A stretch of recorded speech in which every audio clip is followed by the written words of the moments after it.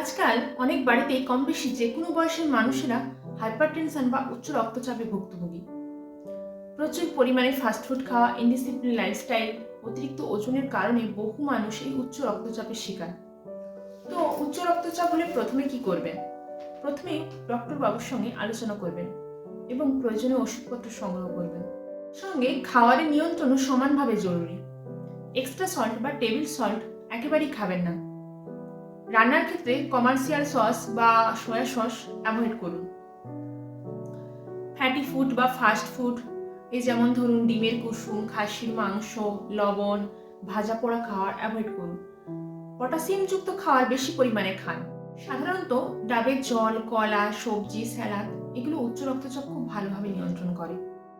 আরও একটি বিষয় উচ্চ রক্তচাপের জন্য খেয়াল করবেন, সেটা হলো আপনার ওজন। ওজনকে কমিয়ে যদি আপনি আইডিয়াল বডি ওয়েটে আনতে পারেন, তাহলে দেখবেন উচ্চ রক্তচাপ এবং এর সঙ্গে জড়িত অন্যান্য ডিজিজ থেকে খুব সহজেই মুক্তি পেতে পারবেন। নিয়মিত হাঁটার সঙ্গে সঙ্গে যদি আপনি আপনার খাদ্যাভ্যাসেরও কিছু পরিবর্তন করেন, তাহলে আপনিও আপনার পরবর্তী জেনারেশন এই উচ্চ রক্তচাপ থেকে খুব সহজেই নিজেকে বাঁচিয়ে রাখতে পারবেন।